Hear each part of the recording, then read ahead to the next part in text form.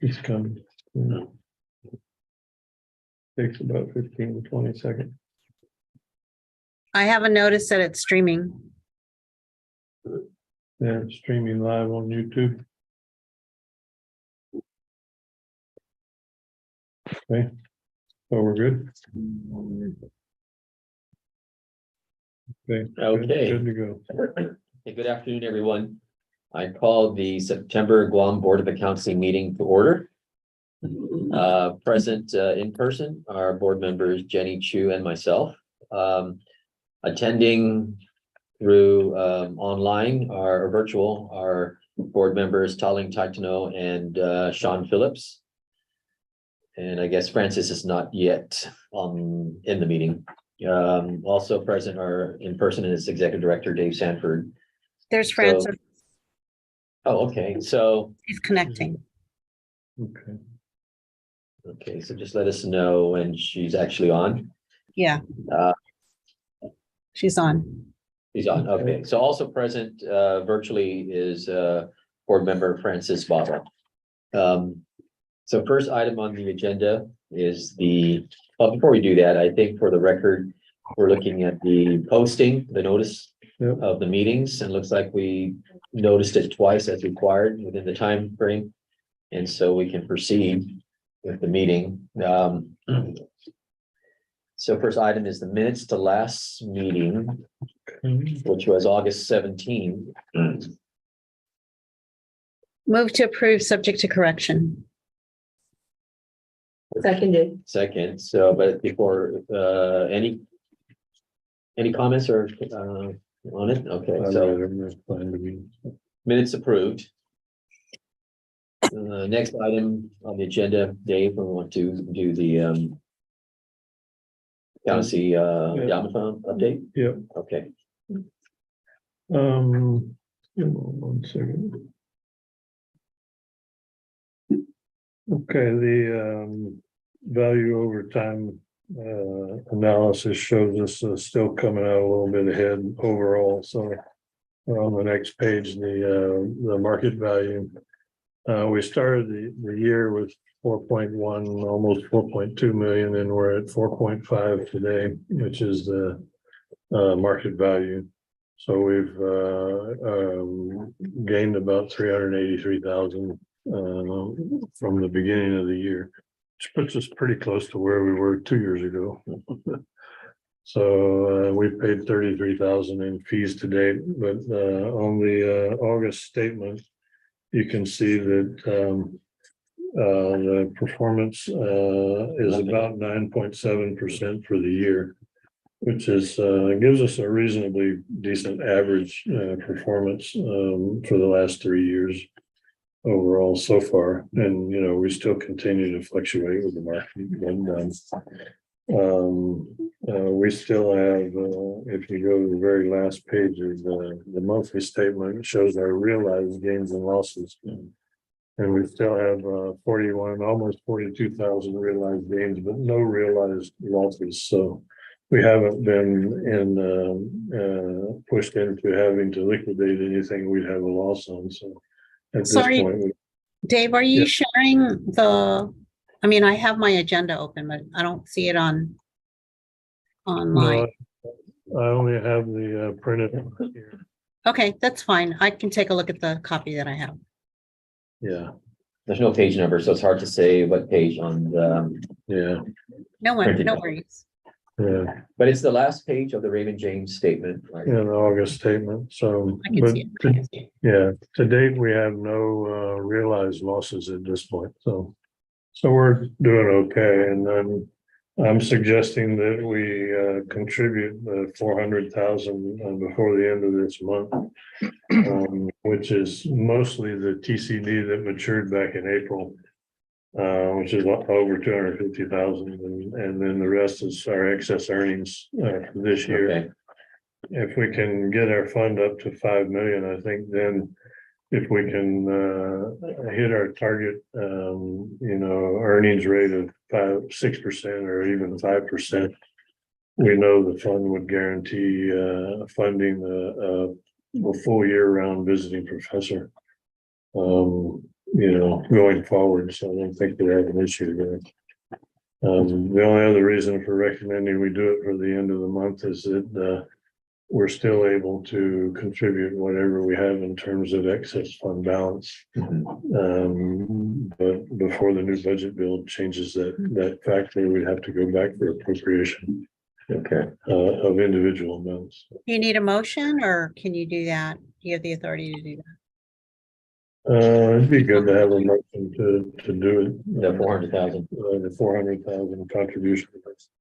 Okay. But can we hear a motion to contribute 400,000 to the EOG endowment?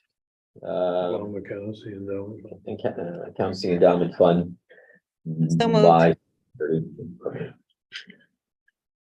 Can I hear a second? Second. Right, Okay. okay, thank you. Okay, good. So to confirm, we'll contribute 400,000 to the fund, the accountancy endowment fund by the end of this fiscal year.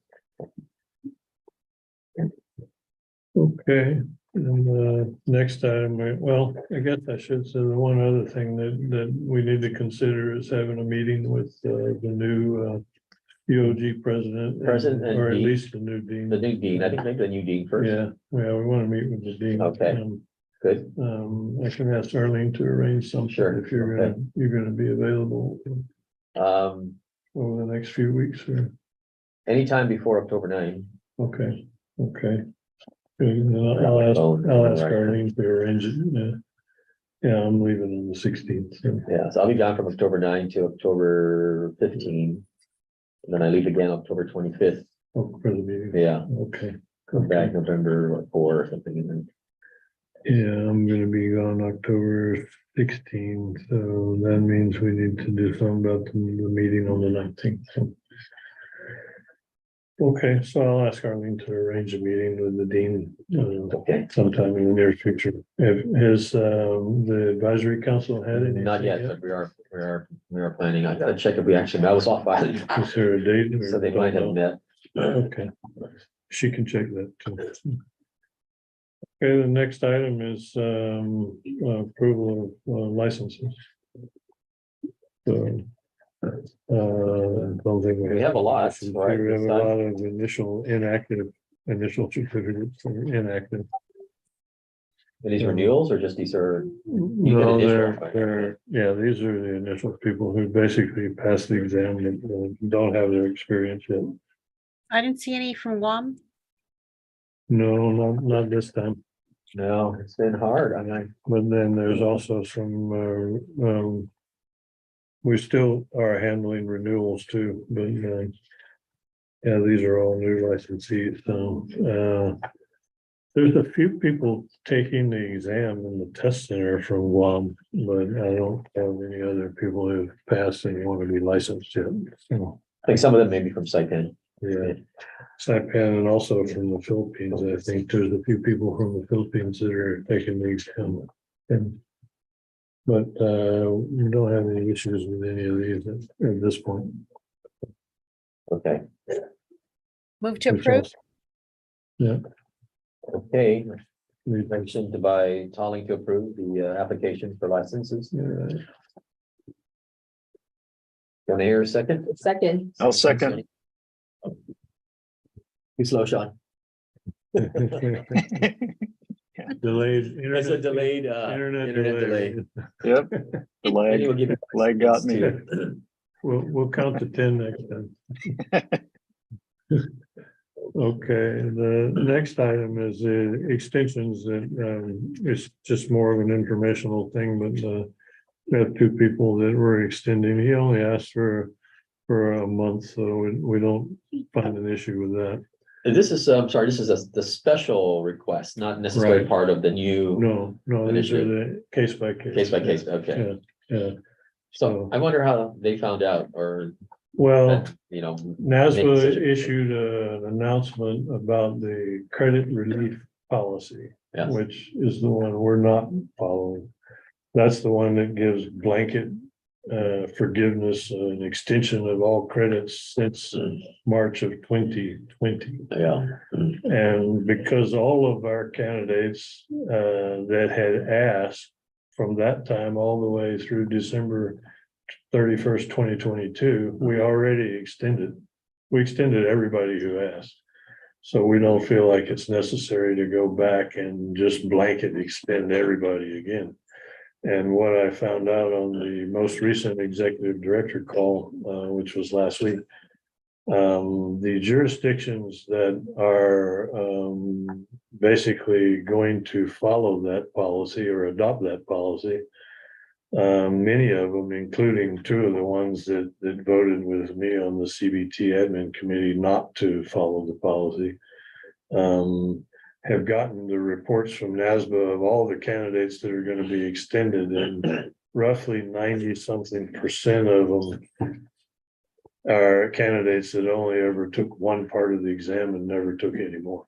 Oh, And some of those date back to 2017 and 18 and 19. So, I mean, if they took one part in 2018, why do you want to blanket extend their credit through the end of 25, right? oh, It makes no sense. And a lot of them are saying, wow, this is getting to be a real nightmare because we don't think it's really a viable alternative. So, yeah. I mean, those are who are serious about it. Will make the effort to request, and Well- if they get that communication from NASBA, at least there's some sort of awareness that they can make a request. right. And if they make, well, yeah, and for us, most of our candidates know full well they can make requests as we get the emails from people. Mhm. And if they make the request and it's legitimate, then we don't have any problem giving them an extension. You know, we're doing our best to promote making new CPAs, you know, but if I don't see it's valid to automatically extend somebody who took the exam one time in 2017 for 5 years, right? And it just doesn't But make will there any be any sense. misconception that when NASA put that out, that we already also Well, adopted that's another side of that issue Yeah. because we get the emails, oh, are you adopted the credit relief policy? And the answer is no, we have not. We Oh. will not. So. that? Okay, so we are getting that kind of increase? No. Oh, yeah, we're already getting those. Same thing with the 30-month extension, which we agreed to, which is changing the rule so that instead of 18 months, you get 30 months as of January 24. But we get emails to those, but they're like, oh, have you adopted it already? Or, oh, I want to apply for it. Well, it won't apply until we actually adopt it. Yeah. So We haven't adopted it. but in the meantime, anybody who's concerned about a credit expiring, if they make the request and it's valid, we have no problem doing it. That's So that would be the reply for the folks that are Right. asking if we've adopted the Right. relief. It's just the same. well, yeah, it's you same have- thing, you know, I mean, you want to make a request, but I'm not gonna just blanket extend people I haven't heard from in 3 years, you know. Well, we do have intentions to adopt the 30-month version. Right, the board's approved adopting the Yeah. policy, we just have to get it done in the rule Adopt- writing, which is what I'm okay. doing now. So it's fine, but you know, most of the jurisdictions, a lot of them takes almost 2 years to change a rule. Mhm. And some of them can't change a rule or introduce a new rule without deleting an old rule. They got a lot of crazy rules in the other legislatures. But you know, that NASBA communication actually did mention that it has to be approved by each board. It does, but they don't read they don't read the It's- last part. Yeah, They read it's the everything first. here, and it's at the bottom, and it says, okay, but you check with your board. Yeah, so, yeah, we get the emails, but, you know, we have some standard responses to them, so. Okay, But I don't have a problem with these two requests here. sure, okay. So these are two requests. These two, we are extending these two, so. His audit expires 9/30. His month end. Yeah, he only wants a month. Submitted, well, if he Yeah. submitted, it's not your clearance, okay. Yeah. And then the other one is the audit credit expired in July. And he's asking to extend through September, so I don't have an issue with that either. And these are, I know the first one is Guam, the second one. Yeah. is from off island. Most of them are from off island, Yeah, yeah, the first one, you know, it's. yeah. He But should you, pass audit. He's a former auditor. yeah. You know, I mean, the issue with us is that, you know, you show the due diligence of actually trying to pass, right? So, So he just needs reg. so, you know, it just needs reg, you know, so, yeah. And that's kind of the issue with us is, you know, as long as they're showing the diligence of trying to pass, and then if they have issues like this with the medical issues, I don't have a problem with giving them an extension. And they're only asking for a few months. I mean, we had one guy write in and said, gee, I haven't had time. I've been having headaches. I couldn't study. And can you extend my credit for 3 years? I'm like, no, I don't think so. He's only ever taken one part of the exam. I'm just trying to understand. So it says here you actually pass audit. Oh, okay. It's Yeah. only an 18 months. Yeah, you're right. Okay. Yeah, the window. Window. It's just a window, yeah. So. But those are the ones that. Can I make a suggestion that, when we get these requests and it comes with, medical information, that we just put that in the file and our board members can ask to look at it, but maybe not put it on the, can put it in the public available agenda. Yeah, we've been censoring some of it. I guess we should probably censor all of it from what I'm seeing, so. Yeah. Yeah, we'll do that from now on. Okay. Yes, Thank God there's no pictures. Yeah, well, we've already censored all the pictures. Yeah. The X-rays and stuff Yeah, like. Unless it's pimple popping. Yeah. We don't want to do that either. Yeah. Okay, we're gonna extend those people. We don't need a motion to do that. Okay. Okay, so moving along, we can move into a letter here that NASDAQ sent. This is about it's basically explaining the credit relief policy that one, and the okay. CPA pipeline. It's here only for informational purposes, just so we document the process. If you go through the whole slideshow and everything else, it's just, there's a seminar, but, I just wanted to document the fact that we reviewed it and we're not doing it. Okay. Okay, then the next one, there's a page here from the peaks coordinator with AICPA. I'm still on the board of the Guam Society and I'm considered the ethics committee chair. So I get the peak stuff, which is the Professional Ethics Executive Committee. And I attend their meetings. So they're sending a thing because they're having a seminar on the FinCEN, the Financial Crime Enforcement Network, business ownership information requirements. And that's a new rule that's going to take effect. And I think there's, excuse me, I think they postponed it to take effect in 2025. But what it means is that every business is going to have to file information returns about the owners, basically the beneficial owners, whoever the actual owners are going to have to file a FinCEN report. So it's just going to add to everybody's paperwork, but there is a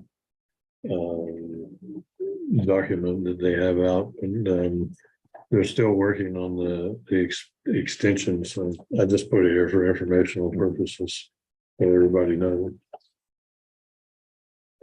Then we move into the NASDAQ quarterly communications. If you turn over a couple of pages, it starts with the Board of Directors meeting in July 2023, where the chair of NASBA, Rich Reisig, reports that he and Dan Dustin, the VP State Board Relations, were appointed by the AICPA to participate in the National Pipeline Advisory Group.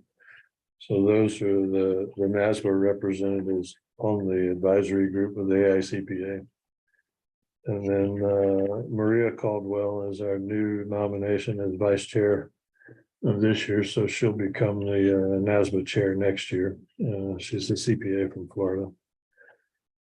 Then NASBA had meetings with several outside organizations, the FAF, the TAC, the Accounting Coalition, the Standards, the PCAOB Standards and Emerging Issues Group, Advisory Group, and the AICPA. And they attended the spring council meeting and where the resolution was passed by council to convene and facilitate the discussion for the stakeholders regarding license pipeline, which actually is the National Pipeline Advisory Group. That's when it was created. So. Any comments so far? Okay. And then Ken and Colleen reported on international topics, CPA Canada, 2 provinces disassociating with CPA Canada, CPA Ireland's leadership visit to Nashville, and the IESBA and the IAASB's consideration of allowing non-accounting professionals to use its code of professional conduct when providing services pertaining to ESG engagements. So I mean, I'm not sure why that who the non-accounting professionals would be, but I guess there's other groups that want to use their code of professional conduct. So then the finance committee said that their exam-driven revenue has exceeded budget due to volume increases, which is also true of us relative to applications, chiefly from the people wanting to get done before the new exam starts in January. And then net assets for NASBA increased by 6.2 million for the year ending July. Michael Bryant, the chief financial officer, noted the admin and finance investment committees recommend the change to the investment policy to make the measurement period cover a full market cycle rather than a 5-year moving period.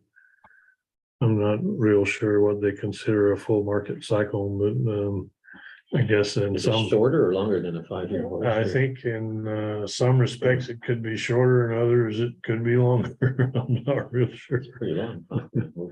But I thought that was an interesting change. I'd have to, but I don't know why I'd use a 5-year moving period either.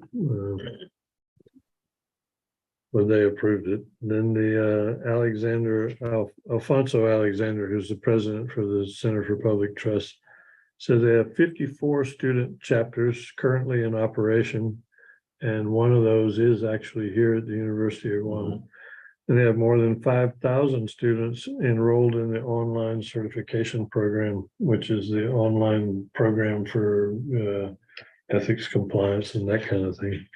Where are they certifying? What's the certification? It's relative The to ethics. a leadership, ethics leadership kind of thing.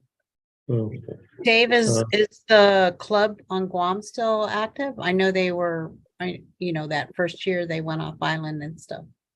Oh, they're active. they active. Yeah. have representative at the Western Regional meeting, right? Yeah. So if you have Instagram, you should follow them on Instagram. Yeah. And so you can see their meetings and what they're doing. And that's what I do. I mean, Okay. I'm not active, but I just follow so I can see. And Jazz is also, so you can see what Jazz is up to. Yeah, but I follow Jazz.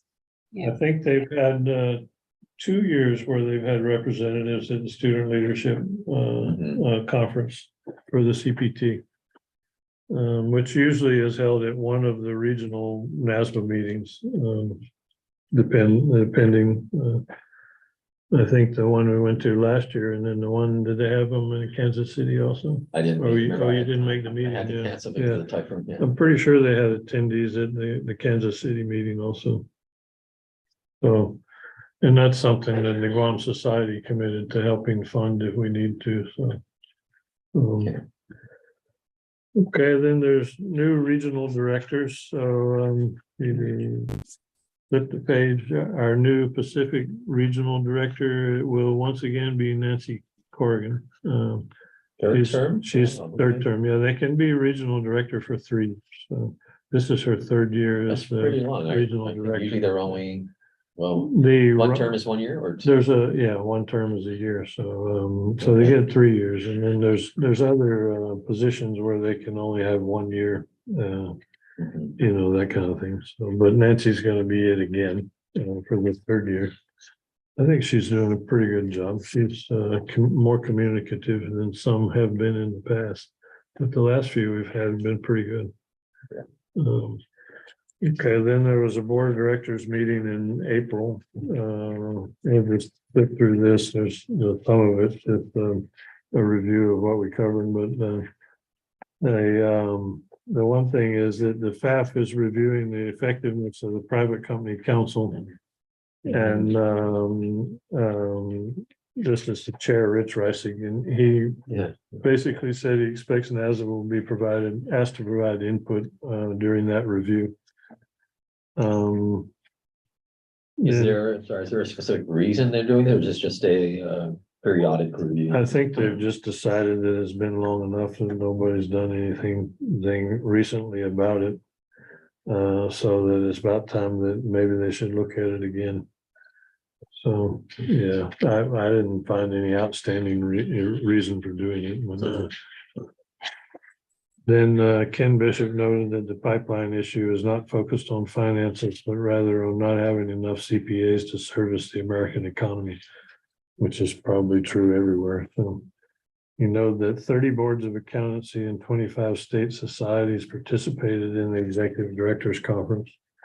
And I have to admit that the executive directors conference has become a better meeting because the state societies also participate. So you've got the board executives working with the state society executives, meaning that you got the regulated and non-regulated people working together, which helps a lot.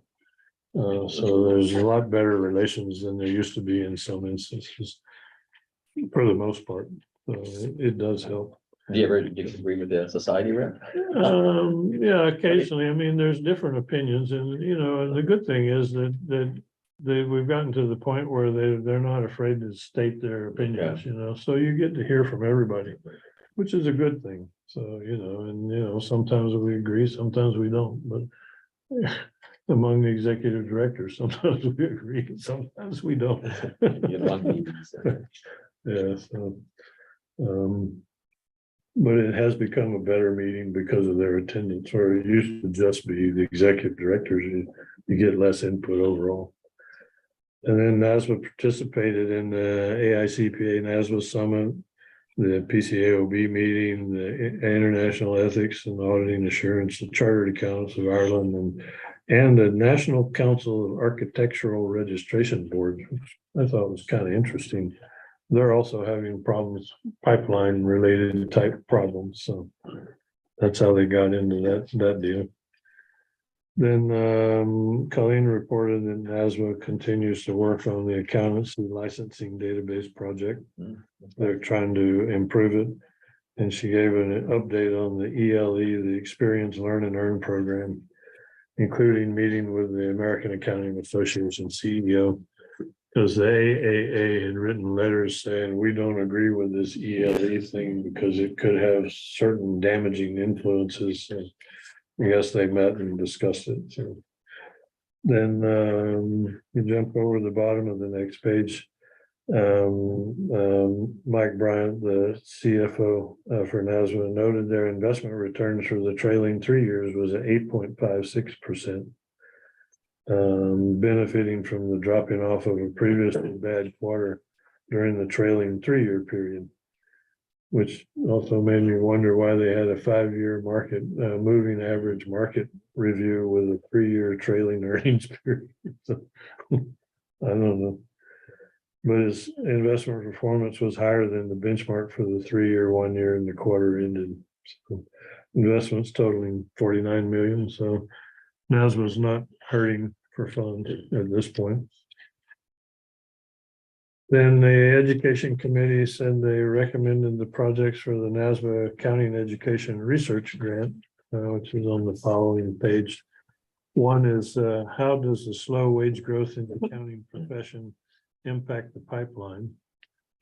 And that's probably one of the more impactful issues is the slow wage growth. And then how industry and academic trends affect candidates graduating from small accounting firm programs and how that affects the pipeline. So comments?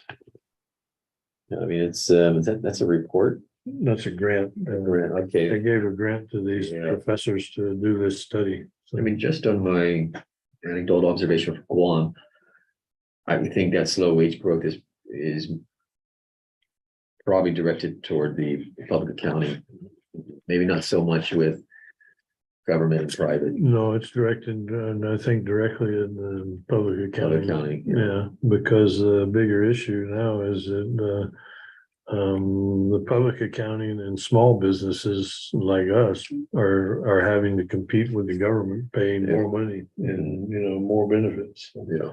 Makes it difficult. Especially when we pay the taxes and the government doesn't. So what I think it looks like is, there is a pipeline. I think UOG still is graduating quite a number of accounting students. It's just that, a lot of them have this, hey, I'm gonna go this direction, Yeah. I mean, when a government agency offers you 15,000 more than you can get anywhere else, that's typically where they're gonna go, Yeah, especially in the economy, today's economy, where what we're paying for groceries is like 40% more than what we paid 2 or 3 years ago. With a freight surcharge of 42%. Anyway. Then there's the Uniform Accountancy Act Committee. They have exposure draft to amend Rule 5.7, which is relative to timing of the expiration of conditional credit. That's the 30-month window, going from 18 months to 30 months. And that's basically what this is for. And then they originally, NASBA approved 24, but then the board had a meeting and said, well, we really think it should be 30. So they went to 30. And then they voted to accept the substitute motion to change the 24 to 30. And that's strictly relative to that 30-month window. So changing the 18-month window to 30 months.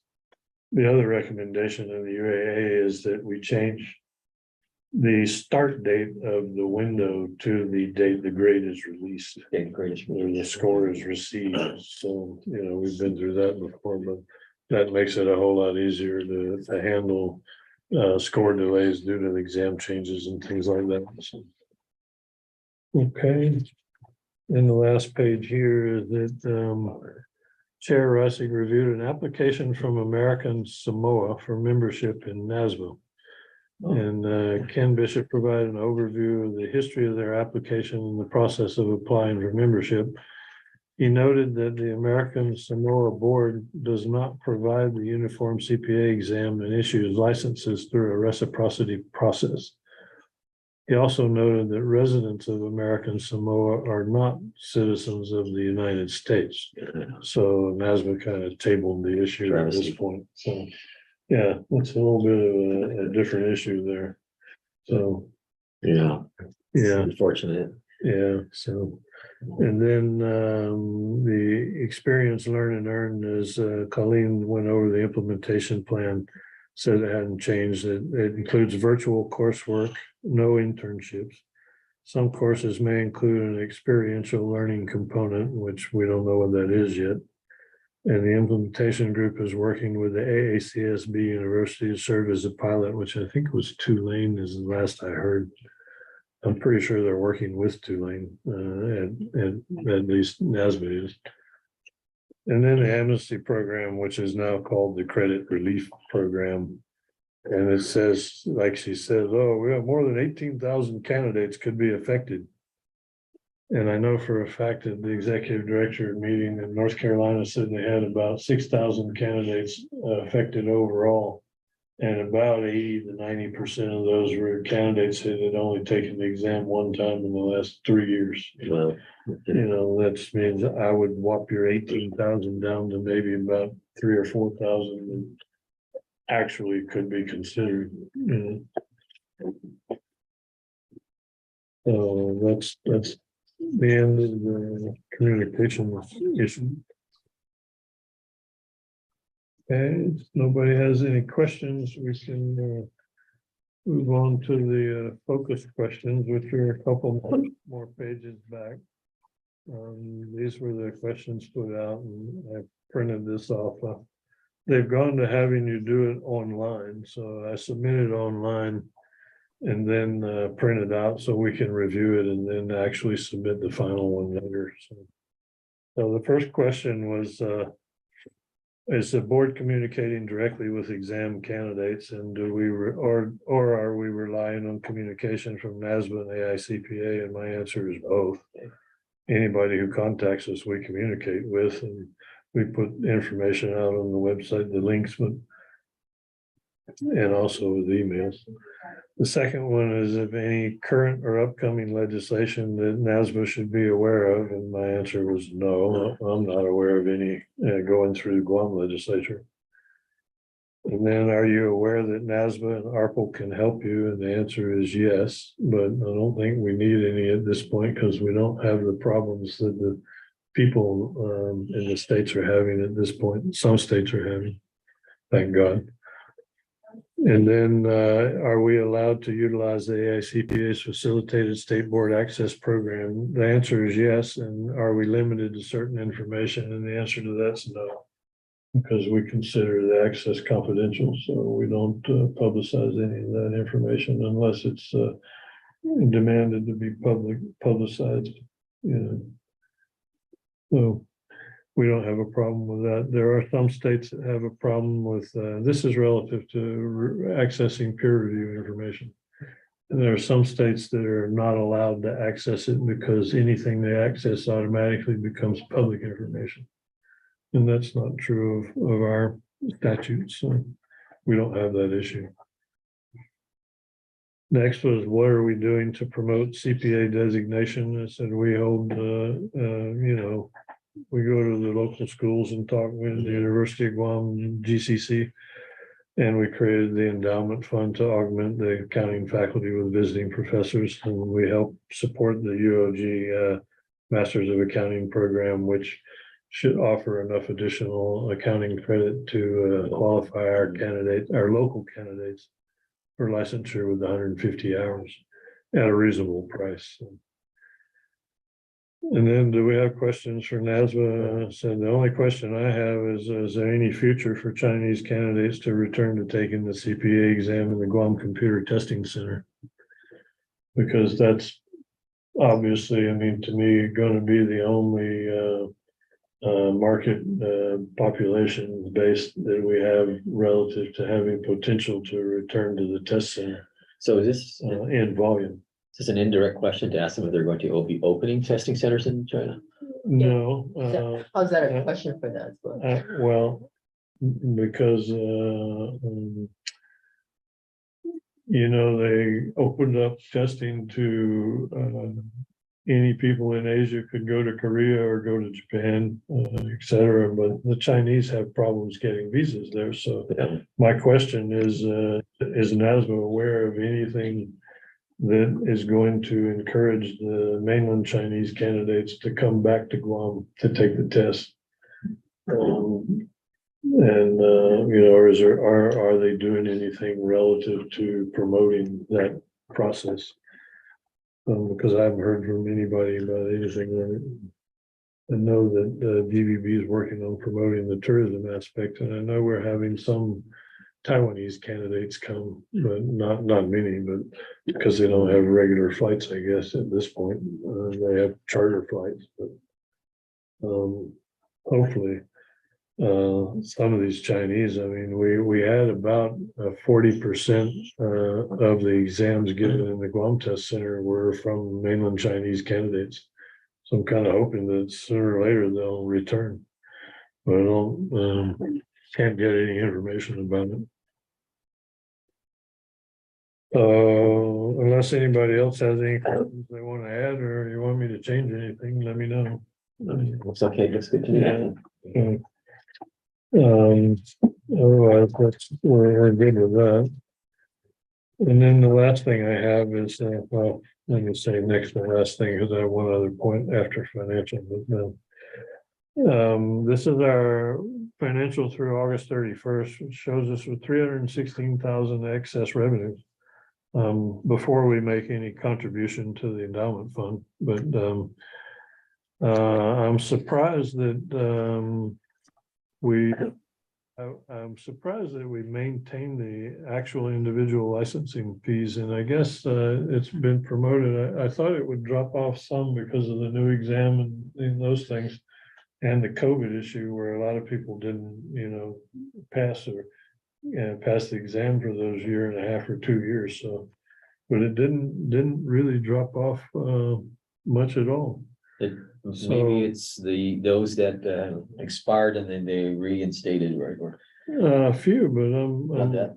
I'm Yeah. seeing the trend is continued from about a $20,000 to $30,000 increase each year, so it just continued. Yeah. I was surprised that we beat last year. I thought that it would be equal to or less than last year, but, We don't have to break down between renewal versus initial, right? yeah, the certification fees are considered, the certification fees are the initial licenses. But the individual fees is the actual renewals. And I thought because, the new licensees were kind of leveling out, that the renewals might drop off some, but they didn't, so. Gotcha.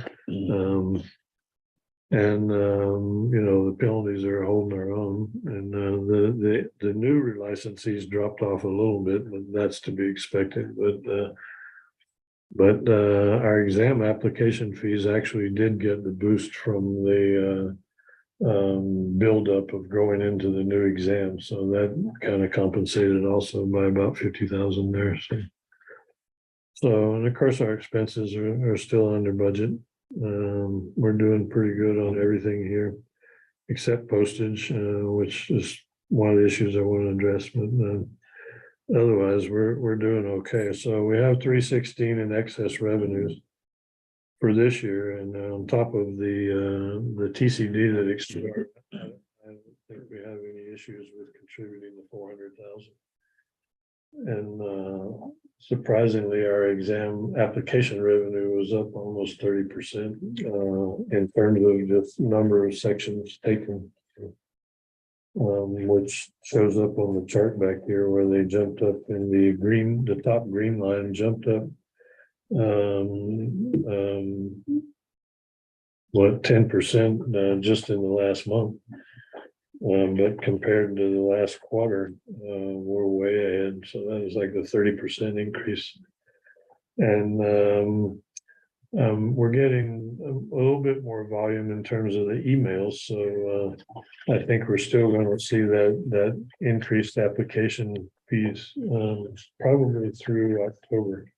But by the time October rolls around, the deadline for applying for BEC is October 1st, so that's going to drop off, and then the applying for the new exam is going to start, I think, in November 15th, something like that. So the application fees are going to drop off a reasonable amount for next year. But the thing I want to address about the postage is kind of two-pronged. One is that I think we can basically pay for a new online licensing system with the amount of money we spend on postage. 50,000. If we go to online licensing where people can actually renew their license online and print their renewed license online, so that we don't have to mail them things. And that's a big is mailing out the renewals. That would be good. So, I mean, we have a lot of people now that are saying, can you just email it to me, because it takes the mail 2 months to get here. And, to mail it any faster costs you a fortune. And there are still a number of people who spend $100 and $150 asking us to FedEx it to them. And we do, and we charge them for that, and that cost is even offset with what you see here, so. Wow, I didn't realize that they actually have Yeah. to Yeah. so carry it over to They ask and we charge them and they pay us, and that's credited back against our expense, so. This is actually $39,000 worth of postage just to mail them. So at that rate, I think the research I've done so far, I think we can get an online licensing system that allows a renewed license to be renewed and printed online, pay with your credit card. So it eliminates a lot of the manual work we do, and it'll save us this postage fee. I think we'll pay the cost of the licensing system. We should do it. We already have, what, almost 6,000. Yeah, 6,000 Licensees. licensees. So- And so I've been doing some research, so I'm gonna have to put out a request. I'm trying to figure out how to do it, probably as a request for interest and then see what we get and then do it. But I think we can offset the postage cost for the new licensing, online licensing system. And Is there any vetting that goes on when you're doing your application process, the renewal process? the renewal process? Yeah. Yeah, they have to submit their renewal and stuff, and then we check their. So online, basically, they'll submit it and then wait. Right, and well, they could, it depends on how we handle it, because there are some systems who allow you to track CPE in their system. Right now, we're using the NASBA system to track CPE. If we can interface it, or we Yeah. can have it, look at it, I mean, it's pretty easy for us to take a look at, but depends on how we work the workflow. But yeah, we can have them renew, and then we can check, and if they have a problem, then we So can still. basically, that's all that's being done. Yeah. Mainly is just checking for the CP. Yeah, as long as they, check all the boxes correctly, and then we check the CPE to make sure they've complied, then they're okay at this point. And then make the payment online as well. And have them make the payment online, yeah. So that would eliminate some of the manual work we're doing, so. Because now with the Yeah, it seems like renewals, if it's interface, that would make sense.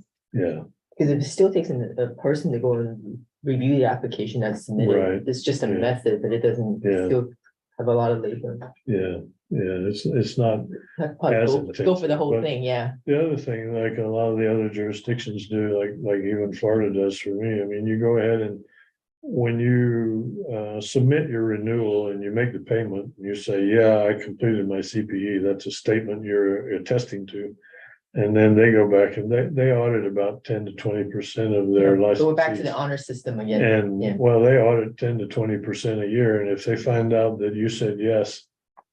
And you didn't, then they actually issue you a cease and desist order and fine you $1,000. So it makes it worth your while not to say yes if you didn't do it. So, yeah, Dave, is But- there some kind of blacklist or list of CPAs that other jurisdictions have discipline that we check against, or is the risk of us issuing licenses to someone that has had disciplinary actions taken against them pretty low? it's in the ALD. The risk is practically non-existent. The accountancy licensing database is one of the things they're working on to improve. But we've been using it, and it's the same thing as you get when you go to CPA Verify. So any jurisdiction that issues a license, and at this point, even Hawaii finally signed on. I don't know if they started yet or not, but all 55 jurisdictions are feeding the ALD with their license information. We feed them once a month, every month after we have the board meeting, we approve these licenses. We issue an update file. And So do they anybody- flag us? Do they flag us if anybody? Anybody who gets disciplined in any jurisdiction is recorded in the ALD. Yeah. And if it's relative to any one of our licensees, we get an email from NASBA saying, hey, the ALD just recorded a disciplinary action against this person who holds a license in your jurisdiction. Same with us, when we upload our stuff, if we discipline anybody or we have, deceased members or whatever, delinquent members, it gets uploaded. So any license they have anywhere else, those people get flagged also. So Dave, prior to renewing an application for Guam, do we run the name through the ALD to just check if there's any actions taken or, Typically, that's part of it, yeah, okay. yeah. Yeah, It seems like a manual process, but you can just select all jurisdictions and then you type in the name and yeah, See it's what pretty, pops up. well, actually, yeah, we just go in, type in the license number. You Yeah. can go by license number or name or whatever, so. Yeah. We could actually get a listing of entire Guam Yeah, if we want. but for whatever reason, CNMI is not providing information. Well, the CNMI, actually, NASBA issues their License, licenses. yes, but So it should be in the ALD. but it's not, it says that they're not submitting, or, there's certain, not just CNMI, but there's some other states that. When you type in, because I'm trying, just testing it out, I'm typing in, Yeah. looking for EY, my name, Yeah. and then it doesn't show up, and it's at the bottom, it says. These jurisdictions do not provide information, or not providing information, or something. So you can Well, find, you can find yourself in it? If for the CNMI, yeah. They made an announcement that all jurisdictions are provided. I don't understand. I'll ask Pat why that The is. CPAverify.org. If CPACE is issuing the license, it should automatically feed to the ALD. I don't know why it wouldn't unless they have something in their law that says they can't, but that was the issue with Hawaii. They had something in their statute about privacy and crap, and they wouldn't allow them to issue to share the data. They had to change the law so they could share the data, and they finally changed that recently, so.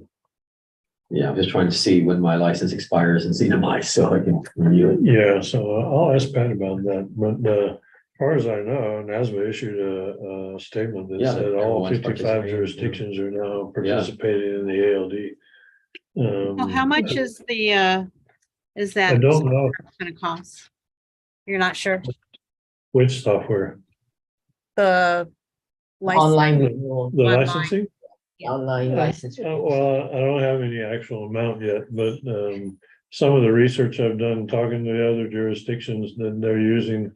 It ranges anywhere from, 20 to 30,000 a year up to spending $1 million on a IT project. So, Yeah. I think we could go for 30 to 40,000 a year maybe, but not anything more than that. And I don't see any advantage to trying to hire somebody to write a system when there's enough of them out there that you can get at a reasonable price. Hopefully. Well, Dave, it looks like we're paying postage of about 50,000 a year. So let's say you save 10, 15, Yeah, 20,000. yeah, Plus maybe you'll save on the certificates cost. yes, definitely. I don't know where we The put printing, that, the printing, yeah, printing the certificates, that's all part of the supplies. and then the time consumption or the time Yeah, incurred. the too. bigger issue is being more timely with our licensees. Yeah. And with our, and less staff time spent on manual labor. Okay, So I think we'll get there.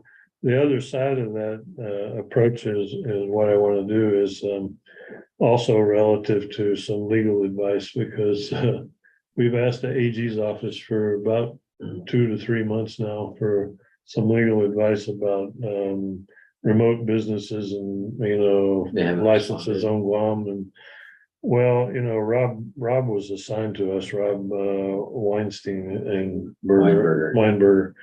And he got reassigned. So then he emailed me, said, contact this guy. I contacted that guy. And then I didn't hear from him. So I asked Arlene to call. She called, and that guy assigned it to somebody else. And so she's called twice now or 3 times now to follow up with that person. And all they've said is that he's reviewing it. And it's been almost 3 months now. And I have absolutely nothing. So what I want to do is do one of the same kind of process we did when we previously hired legal counsel for our cheater issue. well, okay. It would be a small procurement because it'd definitely be less than 25,000. So, Do you want to share I guess the question that what?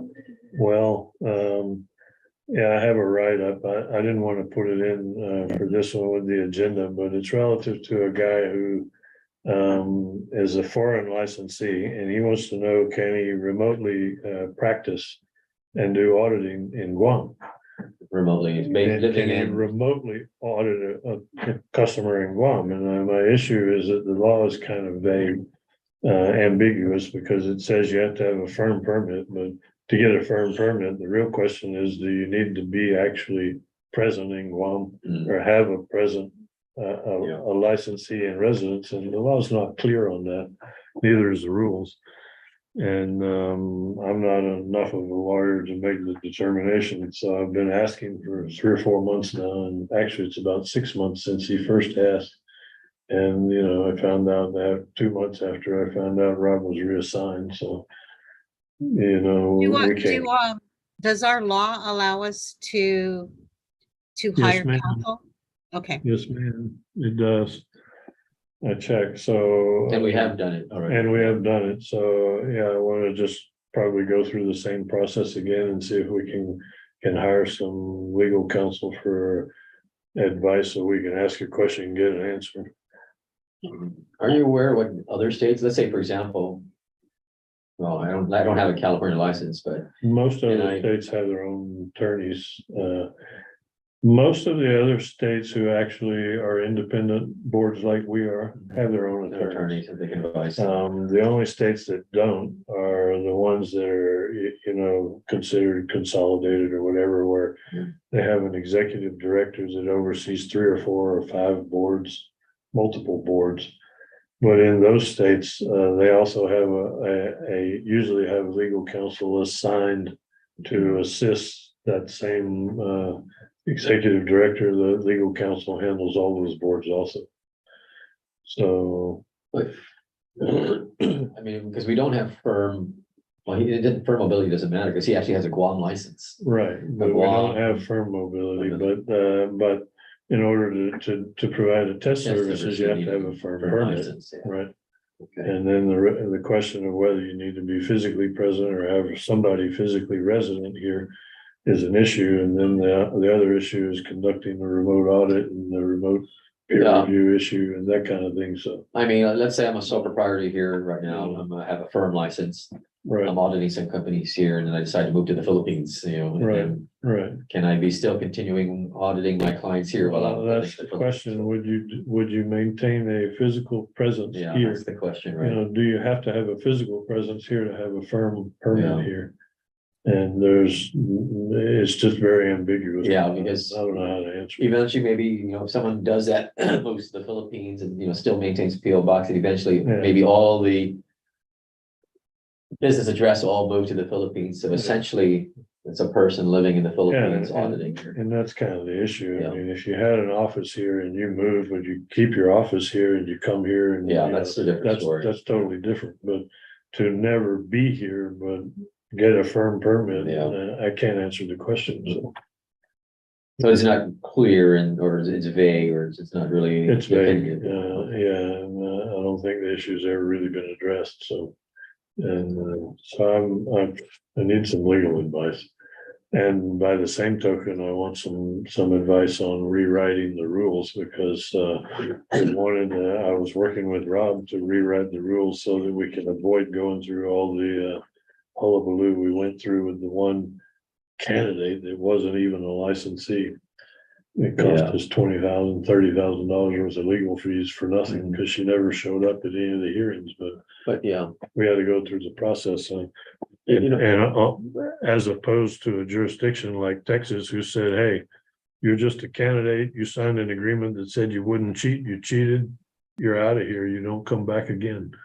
End of story. So no hearing, no ifs, ands, or buts. but let's say even if the person is allowed to, for whatever reason, to do that, but then.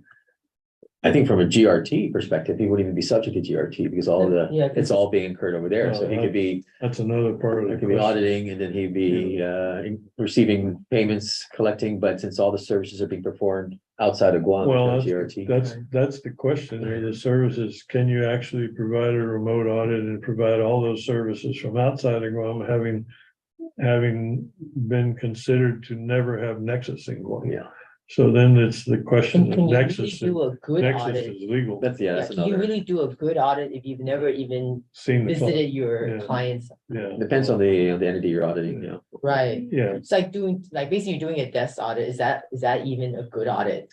right, but it's like. Tax work is different. It's Yeah, but to me, it kind of can becomes, do that. but to me, it becomes an issue of nexus. I mean, because even Yeah. like with taxes.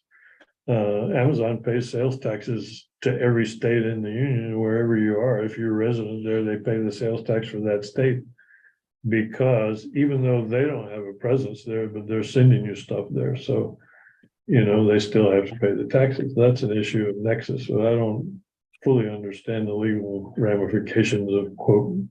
The legal term nexus and how it works. Yeah. So it's just some issues I have no answers for, and I need to get some legal advice, and we're not getting it from the AG's office. So I'm gonna pursue that. You know, you're liable to see a request for approval in the near future. Okay. That's So all I Dave, have. our budget for 24, is it just mirror 23? No, it actually, well, it's pretty close. I think it's 500 and some odd thousand for revenues. And that just depends on what the legislature did with the budget for expenses. I don't think, they never really budget our revenues. They just budget our expenses. So I budgeted expenses accordingly, so. So we'll see. I just saw a thing that said they passed the 2024 budget lapsed into law and didn't get signed, so. What was our budget? What did it look like? Were we at 789 expenditures or? No, we never have been, so we've always been under the 400,000 in expenditures, other than for the contribution.